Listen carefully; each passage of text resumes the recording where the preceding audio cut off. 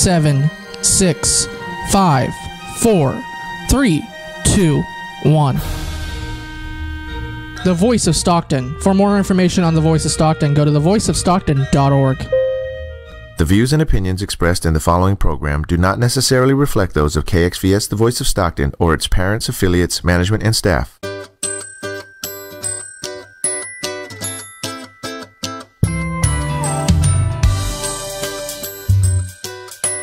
Hello, and welcome to True Talk with Christina, where we share the truth and nothing but the truth to help you create your best life. Today's show is a second look at the Golden Rule.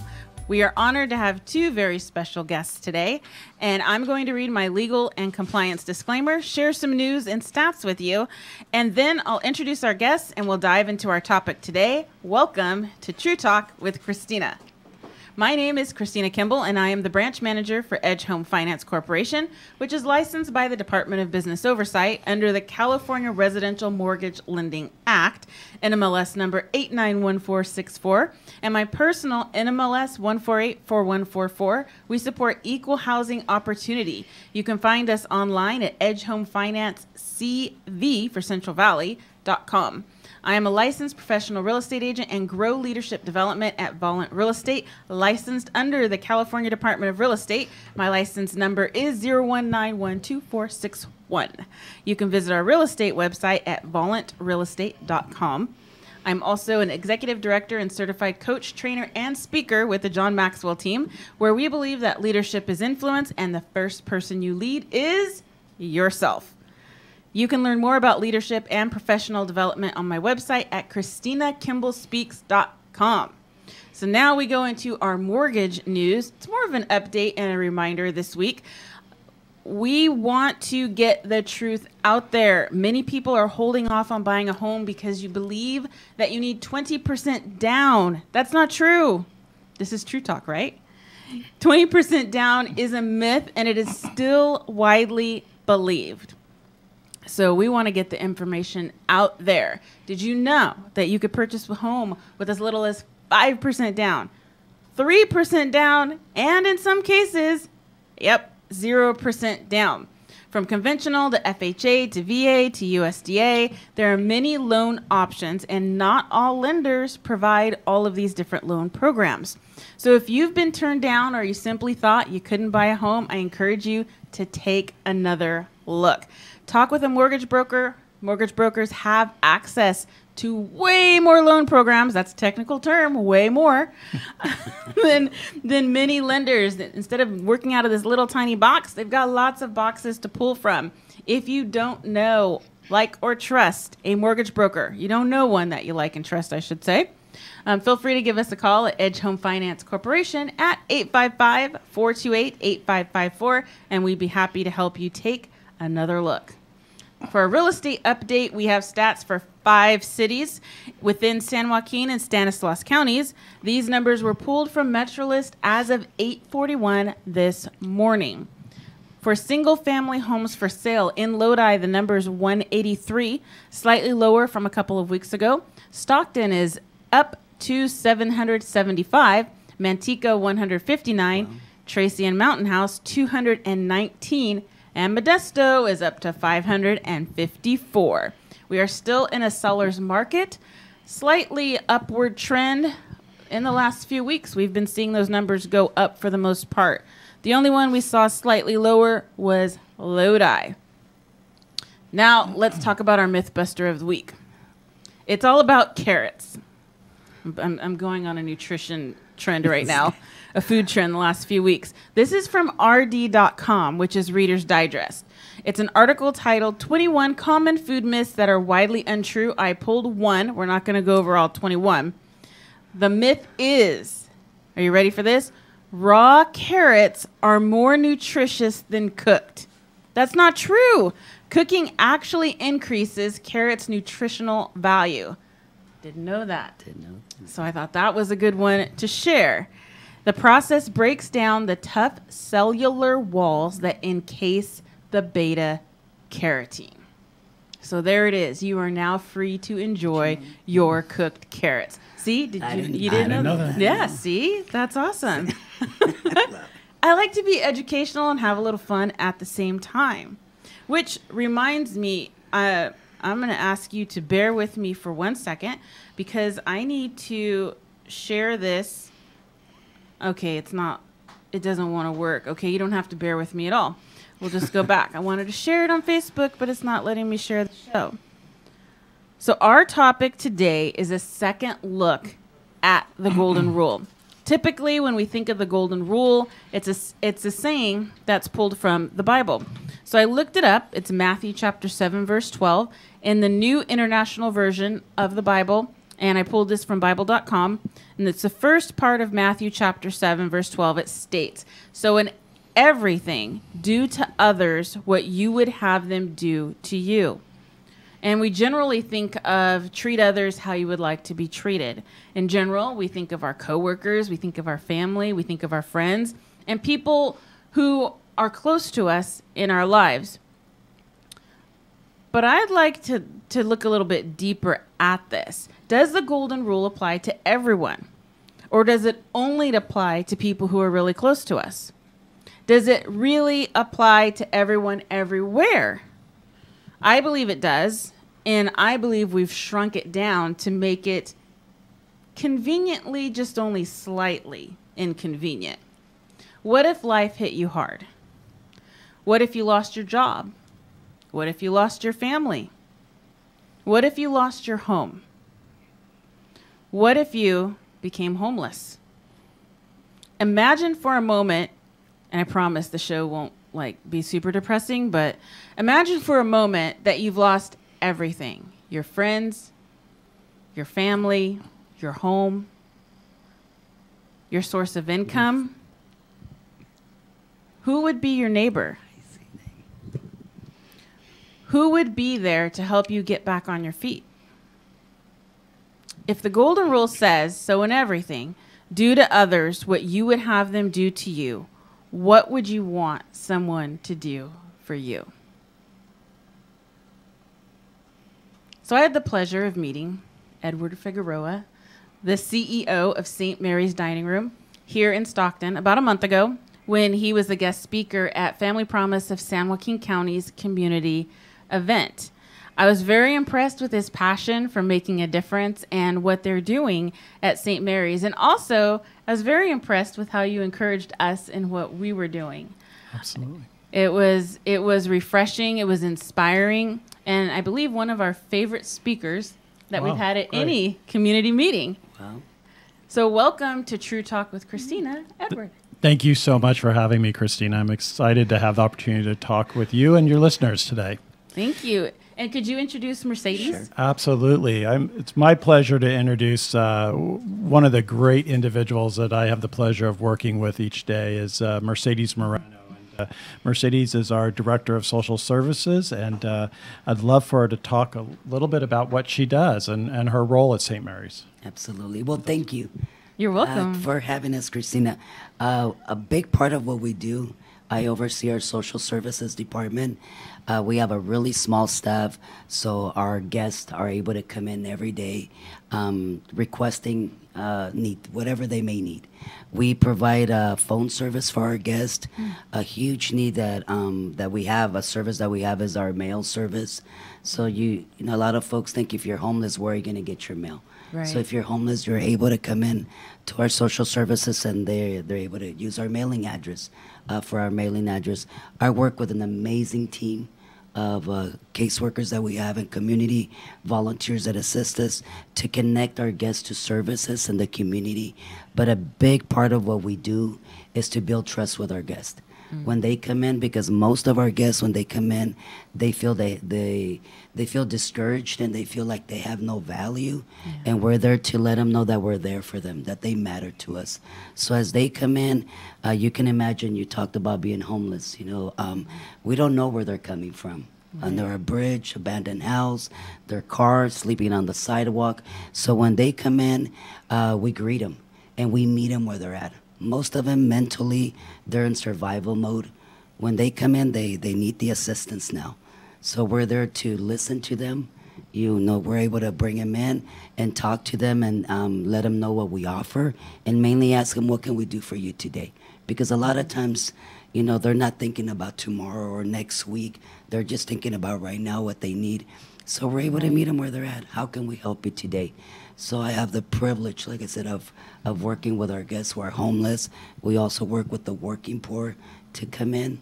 In addition to that, we connect them to resources, as I mentioned, in the community. A huge need is affordable housing in our community. So we have information, we have listings, we let them know what's available in the community. We also let them know what's available now that's not low income if they're able to qualify. We connect them to, big part of our guests who come in are dealing with severe mental health disorders, so we're able to meet with them.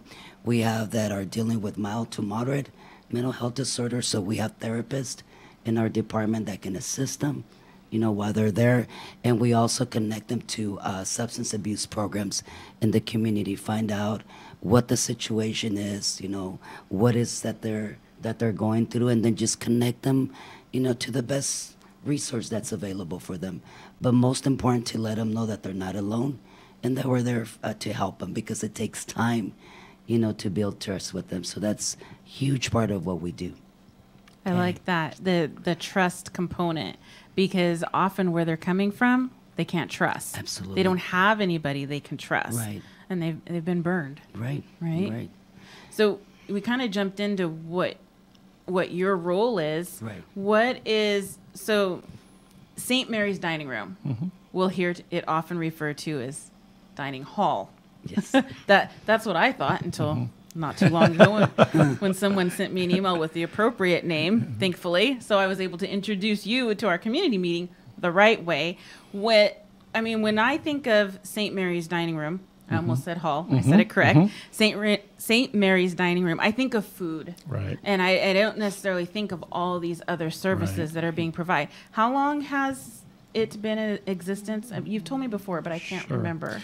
Well, Christina, you know, I'm so thankful to talk about our wonderful history in the community. We opened up back in 1955, so if my math is correct, we're about 63 years of continuous service to our community's homeless, and we're founded as basically a soup kitchen for individual men at the time, and then over the years, services have been added. Only men? In the early days, it was primarily men, single men coming in for services, but then over the years, now about 40% of our guests are female, are women and children, families. And so we've had to add services. We've had to grow to meet the unmet needs in the community. So in addition to the dining room, which I'm extremely proud of, to be able to offer 3 meals a day, 7 days a week, 365 days a year because of this generous community.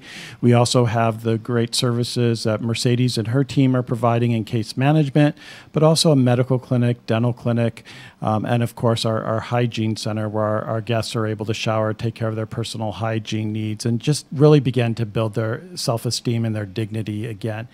And so you started off by the introduction about St. Mary's Dining Room, and it's one of the things that I love to having the opportunity to talk about, because dining room is so important to me, is that while it is a big space, it is a hall, I guess you could call it, but dining room is really important because we really view it as the place where our guests, this is their dining room for while they're homeless, while they're not in their own residence, and we want to make it as home-like as possible, where families can gather around a table where they can sit at the end of the school day and talk about, go over homework or talk about their child's school day, just like a family would do in their own dining room. And so, and that's the message that we want to spread throughout what we do, Christina, is that St. Mary's Dining Room really is about dignity, and it's really about realizing that every human being is created with dignity, and no matter what their circumstances are,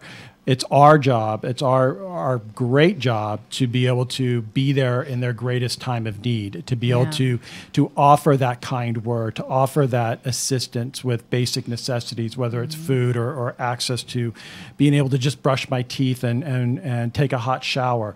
Those are powerful things, and they're important things to individuals. And so from the dining room to just how we refer to. And you're so wonderful. I've only spoken with you once, and you've already picked up on all the vernacular and have all the words. You got the dining room, and know that we call our guests guest, Yes. and guest is so important to us because especially as we're going into the holiday season, and families are going to be traveling and spending time with their loved ones, is we welcome people into our homes. We welcome our guests into our home, and that's what we view our guests as. We're welcoming them into our home, and we want them to feel respected. We want them to feel appreciated. We want them to know that we care.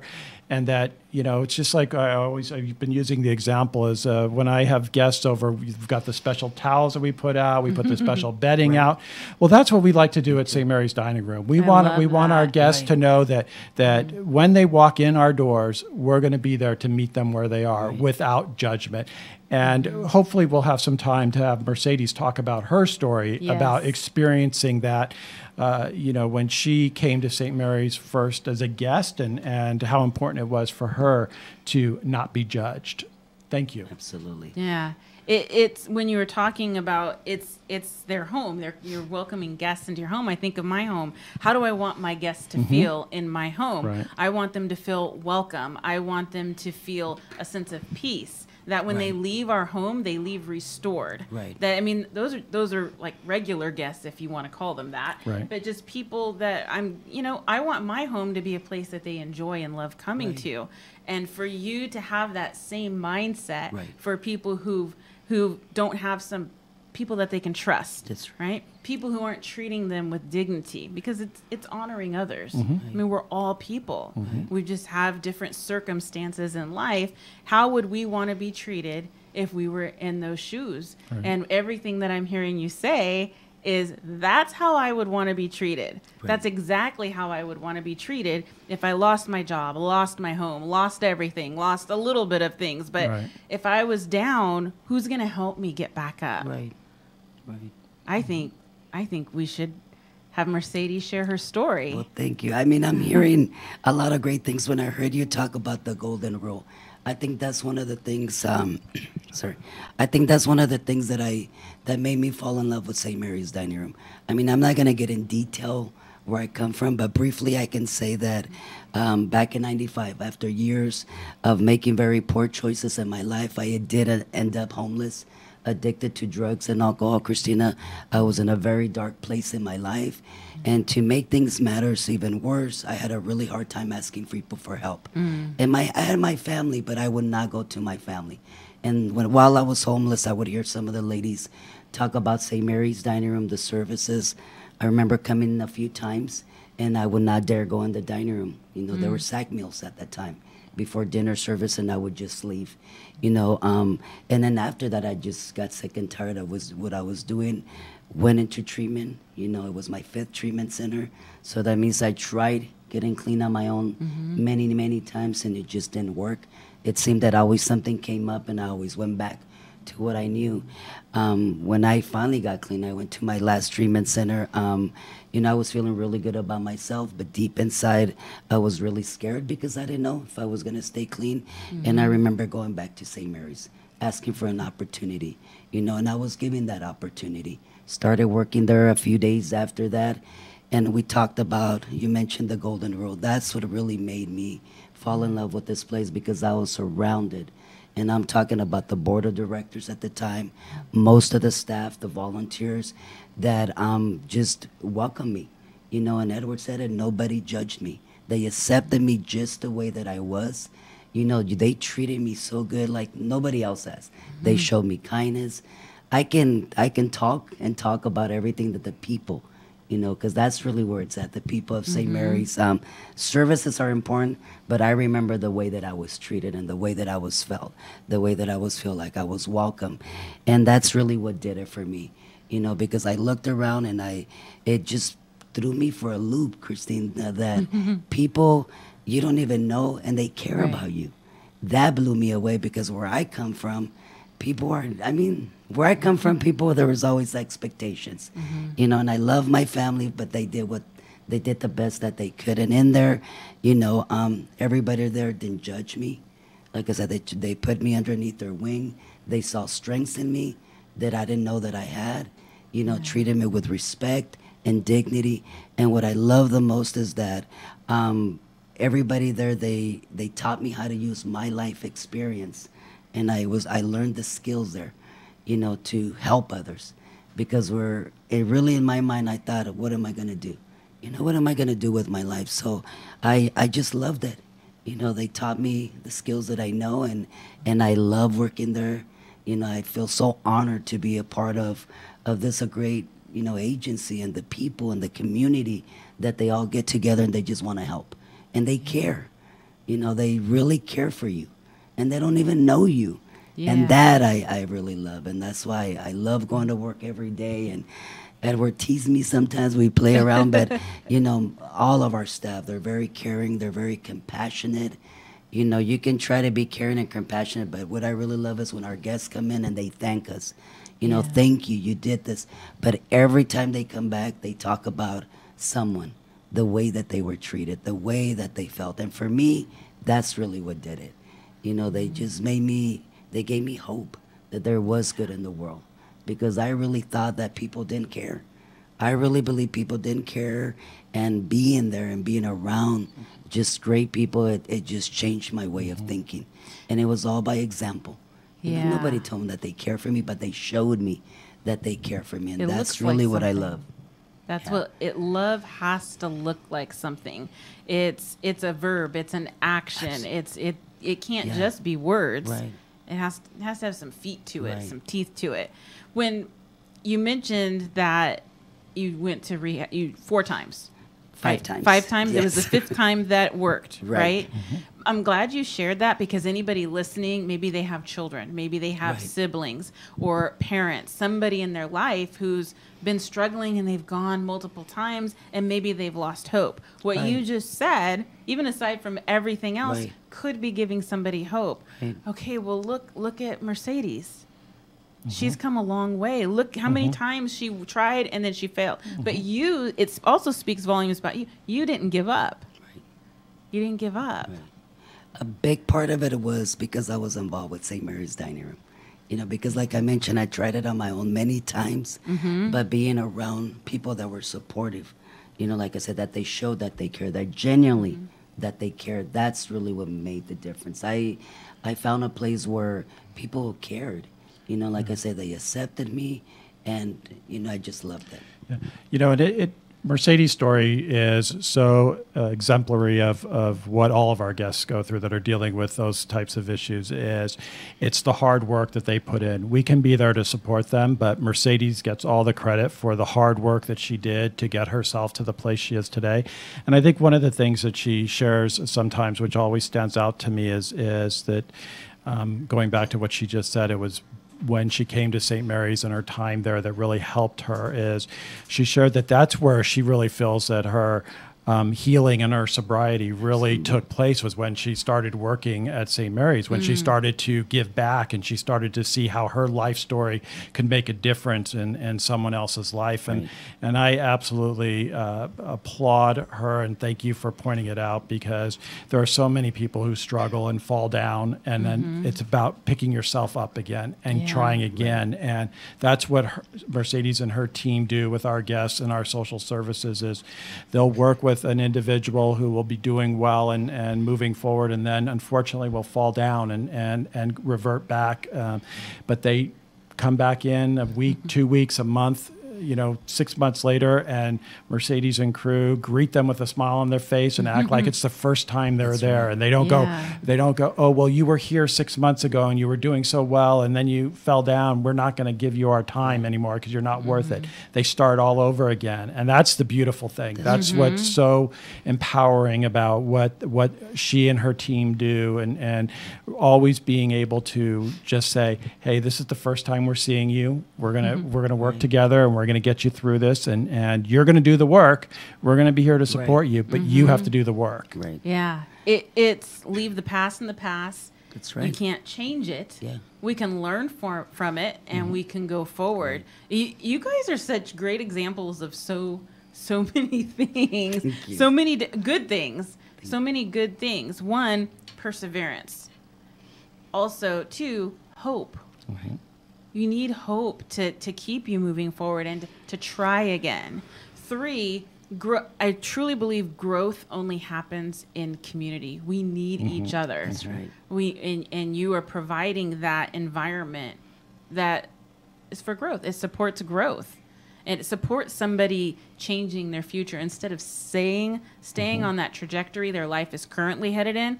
They're coming to you because they need help. Right.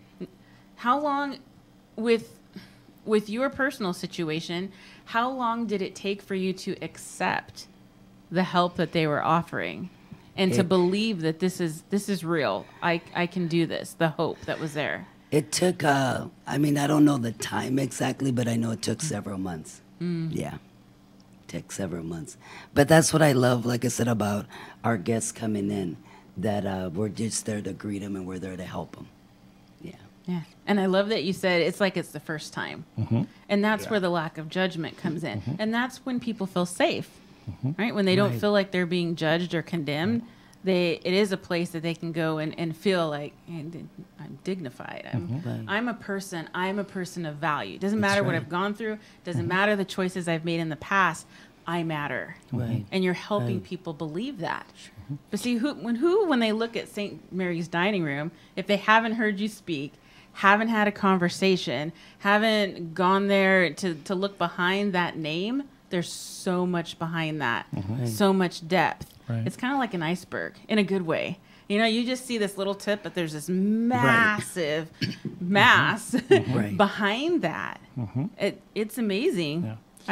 I just love it. Christina, I think, one of the things I just want to tag on and thank you for is you talk about the importance of community and that healing takes place in community. And I think that that's what you're doing today with what you probably try to accomplish every time you come on the radio is to help our community be a better place. And that's what we need more of. And I will tell you that we have the extreme privilege of working with an agency that is so supported by this community. And without this community, we couldn't be the community that supports our guests. And so it's all hand in hand, and it's all the generous individuals who come together and allow us to do the work that we do on our campus each day. And I think that, you're absolutely right. Your analogy of the iceberg is I will tell you, I've been doing this work for going on just over 22 years now, and it's still so incredibly rewarding because every day is so unique and different, and I get the opportunity to 1 minute be talking to someone who's been sleeping outside on the sidewalk, to the next minute being on a radio show with you, to next minute talking to a significant donor, trying to encourage them to continue to support the work of St. Mary's Dining Room.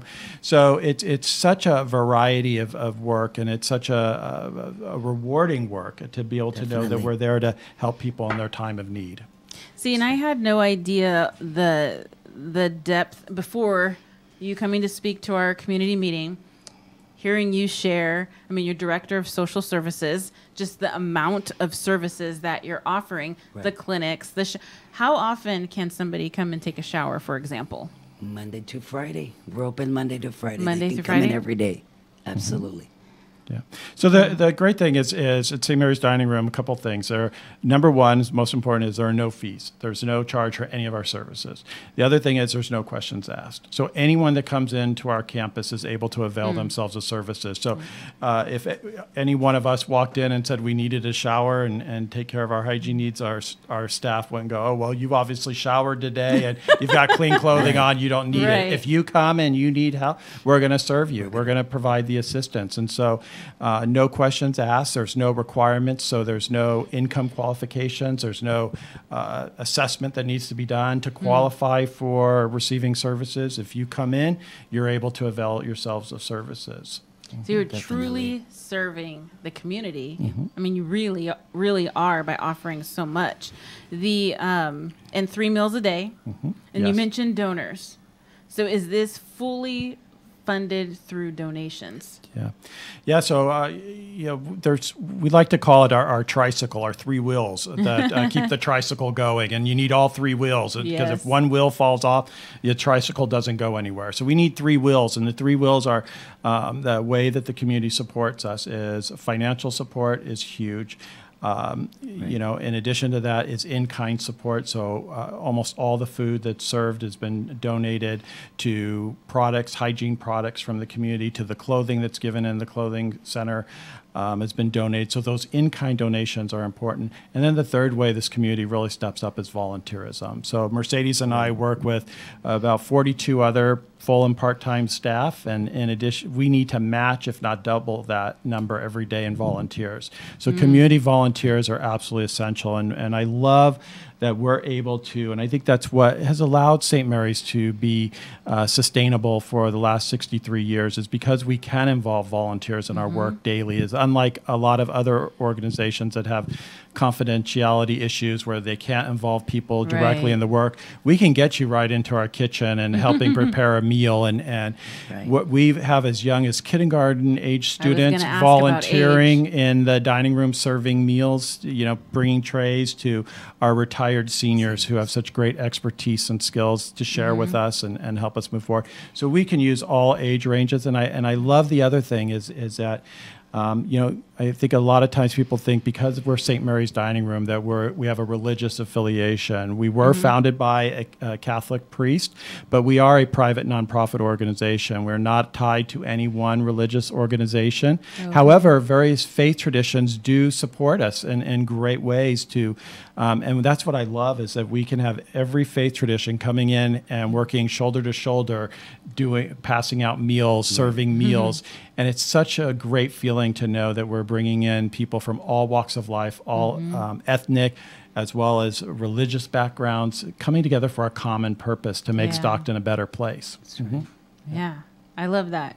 So families, because you said young children can come and help. Is it specifically in serving food that they can help? Is that what you use volunteers for? What are the other areas people could volunteer in? The great thing is we have a wonderful volunteer coordinator, Georgie, and so the other great that you just call the one phone number and you'll get all of us. Is you just call and ask for our volunteer coordinator, and if you don't remember Georgie, just ask for volunteer coordinator, and Georgie will be glad to talk to you about the different experiences that are available. But generally, people's experiences is because of, again, availability, because it is 7 days a week from 7:30 a.m. to 7:30 at night is available. Is the dining room is where most people volunteer their time, and so we do require if individuals, we get, especially during the summertime, we'll get people calling and say, oh, can I drop my son or daughter off there in high school? Can I drop them off to volunteer? Unfortunately, we can't do babysitting, and we can't be responsible. Why not? But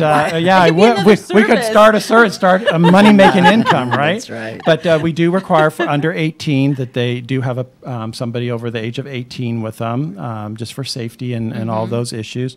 And it's in the kitchen, they have to be a minimum of 16 to volunteer in the kitchen itself. But as young as I said, kindergarten, are out in the dining room, bringing trays and bringing them out to our guests. So all ages. Yeah, definitely. I like that. Because a lot of times, a lot of times you have, I don't, but other people have younger children and they want to volunteer, but they can't because their children are too young. Right. So this is great that it is something families can do together. Absolutely. Aunts and uncles, individuals. Do you have groups that say, hey, I want to come and serve a meal, and a group will take over? How many people are you feeding at the different meals? So we're serving about 1,000 meals a day. Absolutely, and especially we have some amazing groups that come in throughout the year and sponsor a meal and take over the meal preparation. We have one family that comes in twice a year to honor their son who passed away. As part of their tradition is to give back, and they take over and serve an amazing Indian lunch and decorate the dining room and provide entertainment and just do a very special job. job is in memory of their son. And I think that, the other thing we have, especially too on Sundays is another popular day. We have several different faith communities that come in and help prepare the lunch on Sundays. So, yeah, different. One great is Temple Israel come in on Christmas Day, so it allows us to allow most of our staff to have the day off, and so the members of the Jewish temple come in and take over meal preparation for the day, and so that they've there's many different, and then businesses. That's the other. I encourage businesses to, we have from PG&E to Target to, and I'm sorry all you businesses out there that I failed to mention because there are too many. Right. As Cal Water, you go on Bank of America, go on to come in and help prepare the meals. So absolutely, if you're a business and want to get your employees involved, we've got a place for you. Right. So the meals, Definitely. the breakfast, is it a hot meal or is it like Continental are coming getting muffins that are packaged or anything like that? Or are those wanna take that cooked one? Sure. Monday? No, they're mornings as well. Definitely hot meal. Every Hot morning meal. at 8, we do the hot breakfast. Sometimes we'll do cold cereal. Sometimes, but not often. Yeah. And then we have at 12:30 our hot meal also, and then for dinner, it's also a hot meal. 7 days a week, all year round. Is it come in, sit in dining in the dining room, or do people come and get a bag and can take it? No, it's all served in the dining room. And the way that we do it is half an hour before our meal service, we'll have all our seniors, all the handicapped and families with children come in and they're all seated in our dining room. And the great thing is we have volunteers who serve them on the table. And then after that, once everybody's served, all our other guests come in cafeteria style. Oh, But it's okay. all, yes. Okay. Awesome. There's just so much that's gotta come. offered. I know, huh? You have to come, Christina. So with the holidays coming up, it's a big time when people are looking, okay, well, I want to give back. They don't necessarily think about it the rest of the year, but getting close to Thanksgiving, Yes. Christmas, people really think about it. Do you do anything with gifts? Do people donate gifts to you to give to people that are there as your guests as well? Or how can people participate with that Yeah. if it's done? If it, Yeah. So Thanksgiving time is, especially the holidays, is the time of giving, and we really encourage people to come down and see us. We do encourage people not to come on Thanksgiving Day, only because we probably end up with more volunteers on that day than we do guests, and so which is a good problem to have. But there are, as we like to say, 364 other days that people can volunteer, and we definitely so not encourage Christmas. it. Christmas does not get overrun with volunteers. No, Thanksgiving does. So, but as far as for gifts and things, we really encourage families to think about giving things that we need throughout the year, and to because unfortunately a lot of how do I say this without sounding crass? Cash is king. It's just like when there's catastrophes, is people want to give stuff. Is cash is better because it allows organizations like ours the flexibility to deal with whatever's most urgent at that time. So, for example, with Thanksgiving coming up, we've been really fortunate. Knock on wood here, is over the years that we've been really blessed and had enough turkeys to prepare for our traditional Thanksgiving Day meal. But let's say this year, for some reason, it's coming up to the week before Thanksgiving and we haven't had the turkeys donated. If people were donating cash, that allows us to go out and buy the turkeys that we need. Yeah. And if they had used that cash and bought a bunch of socks or something, that wouldn't help us prepare our Thanksgiving Day Right. meal. And so cash is usually best, but I do know that Mercedes but they partner with some great organizations in the community, kind of adopting some of the families that they work with.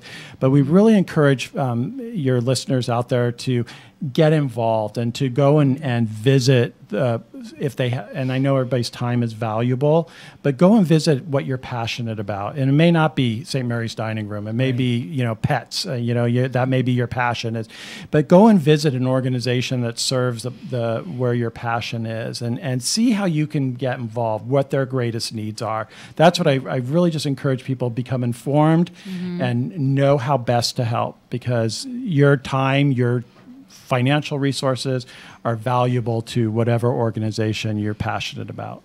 So being informed on that note, Right. how can people, our listeners, our viewers, stay informed about what's going on with St. Mary's Dining Room? Okay. Well, the great thing, we have our website that's at www.stmarysdiningroom.org. You can always call us at 209-467-0703. And we do tours every second and fourth Thursdays of the month at 11:30 to 12:30. We promise they are 1 hour in duration. We keep it to 1 hour to respect people's time. And but the second and fourth Thursday of every month, we do a 1 hour tour of our campus, kind of an overview, because in an hour we can't see, as you so kindly said, it's a lot of stuff going on every day. And unfortunately, in 1 hour, we can't see everything. So it's a real overview, but it gives you a snapshot look at what St. Mary's is trying to accomplish each day, and hopefully inspire you to come back and see the rest of it on another visit. But there's those are the we have our Facebook page too that you can always go to, like us on Facebook and follow us on Facebook. I will be doing that today. All right, thank you. We heard her. I promise. I don't know how you're supposed to do your fingers, but I promise. Is there anything else you would like to share, you want to make sure people know that I have not asked you about?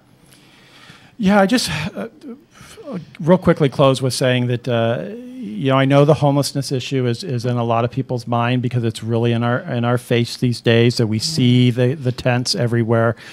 That I just want to remind your listeners that homelessness is not just a Stockton issue. It is really a California issue. Yeah. It's a state issue. Our state, across our state, is dealing with this, because, again, we know that from studies that about 40% of the nation's homeless are here in California. And so California is really impacted. And so we have to think about, how do we respectfully and positively respond to that. And that's why I think we need to, just like there are so many causes of homelessness and why people are homeless, there have to be many ways to address getting people out of homelessness. And that's why I love that our community is exploring various types of projects that are targeting certain populations. And so, because no one group, no one agency can solve this problem alone. And that's why I love what Family Promise, where we met, where you invited me to come and speak, and the work that Family Promise is doing to help women and children and their families is that's a target population that needs to be addressed. And so each group, each organization, if we all take on a piece of it, then we're going to attack it far better than if one tries to do it all. Because if you try to do it all, you do nothing well. And so do something and do it well. And so that's what I love about our community, is that we're figuring out, and people are taking pieces of the pie and saying, okay, this is going to be my piece, and this is what I'm going to focus on. That's how we do it. Yeah, I'm glad you shared that, because if somebody's listening or watching and thought, well, I've had this idea, well, what can I really do? St. Mary's is already doing this. What do I need to do anything for? Maybe I'll just give them a few bucks, because cash is king. It is. But it is important what you said, is that one agency, one organization, one company can't do it all. Right. So if we divide it, isn't divide and conquer, right? In a good way. I mean in a good way. That's how we problem. took it. That's okay, good. Well, I just want to make sure, because you never know how someone's going to take it when they're listening. Exactly. So that's oh wow, see, the time goes by so fast. So fast. So how specifically can people make a donation? And do you offer recurring? So if somebody wants to say, I want to donate $25 every month, do you have the ability to do that? Absolutely. Today's technology makes it so easy for us to fundraise. And so the great thing is, if you go to our website, there's a donate button there that will take you right to PayPal and allow you to do that. Also, if you call, we can certainly set up electronic fund transfer. So you could do it either direct out of your paycheck, out of your checking account each month. We can help you do that. Absolutely. So we want to make it as easy as possible for people to give, and every dollar makes a difference. And in closing, just like to say that it is truly this community that makes our work possible. So thank you for this opportunity. Yes. Thank you. You're welcome. Would you like to add anything, Mercedes? No, just that. I would like to encourage just so people come and visit. You know, come for a tour. I mean, don't believe us. Come and see for yourselves. Yeah. You know, the work that's being done. Okay. Will we be greeted like guests? Absolutely. No. No. Absolutely. Yes, absolutely. Because everybody everybody. is treated the same, That's right? right. Absolutely. I would hope so. Okay. Thank you. Thank you. Thank you both for taking time out of your schedule. I can only imagine how busy you are with everything that you do. And I know some people just, you know. Well, no busier than you are, too, I'm sure. So Even though you tried to get out of it, I'm glad you came. Wait, were you still recording? Thank you Yes. for What? Thank you.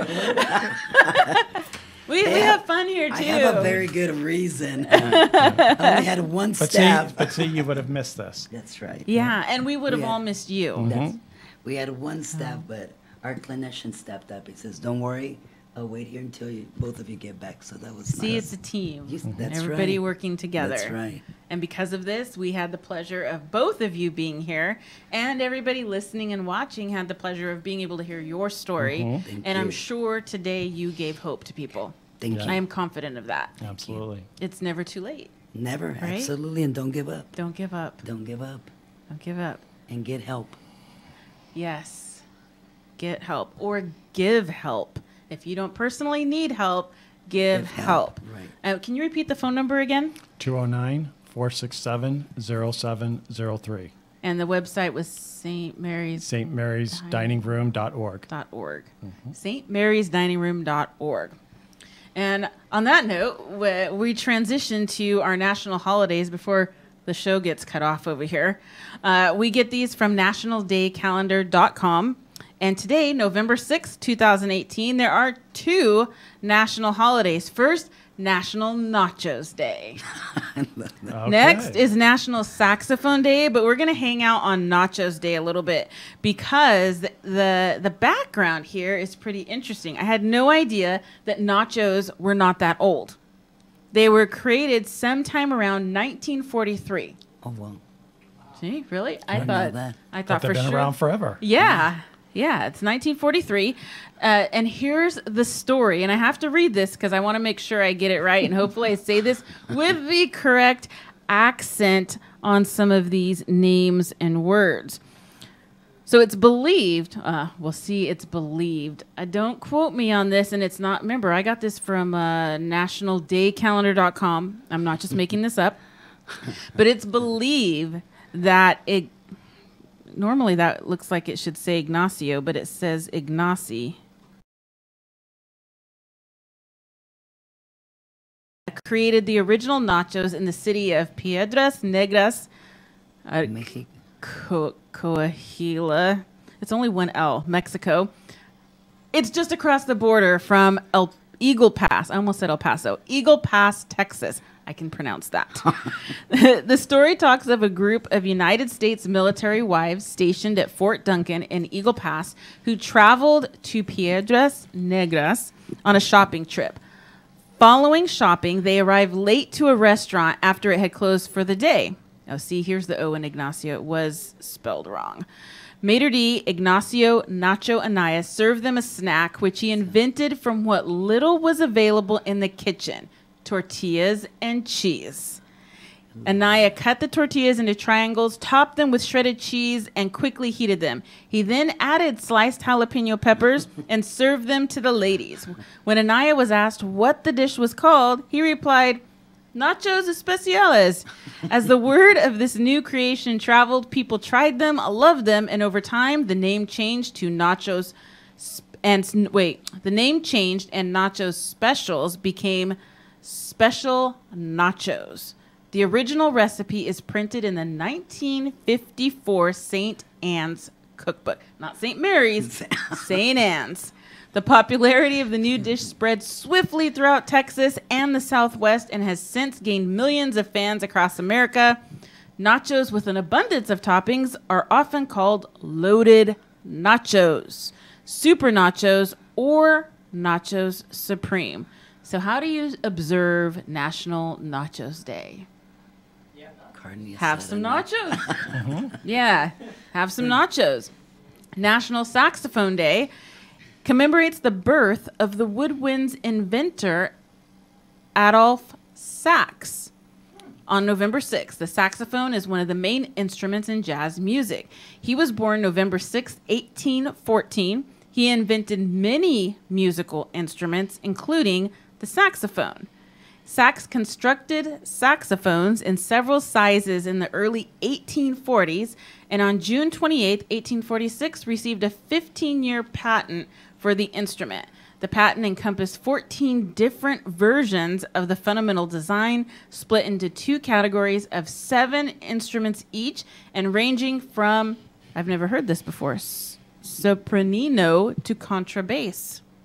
After Sax's patent expired in 1866, several saxophonists and instrument manufacturers implemented their own improvements to the original design and key work. Some famous saxophone greats are Stan Getz, Sidney Bechet, Sonny Rollins, Lester Young, Eric Dolphy. I'm going to skip to a couple I know. John Coltrane, Kenny G. I saw Kenny G in concert once. That was amazing. Usually when I go to concerts, I like to hear people singing, but it was very cool. Awesome. Grover Washington Jr., Wesley McGugan. I just wanted to say McGugan. I'd never heard of him. I don't know who he is, but McGugan. Herbie Flowers and Ronnie Ross. To celebrate National Saxophone Day, listen to some great saxophone music. Today was chosen November 6th because, obviously, of Adolph Sax's birth date. So thank you for joining me today. Thank you both for joining me today. I hope you'll join me next week. True Talk with Christina is live at 1:05 p.m. every Tuesday right here on The Voice of Stockton on KXVS Radio. Currently, you can watch The Voice of Stockton on social media through live streams on Facebook, YouTube, and Periscope. Like what you hear, consider becoming a supporting member of our station. You can learn more at thevoiceofstockton.org. Thanks again for tuning in. Have an amazing week, and let the truth be your guide. Bye, everybody. Thank you. Bye.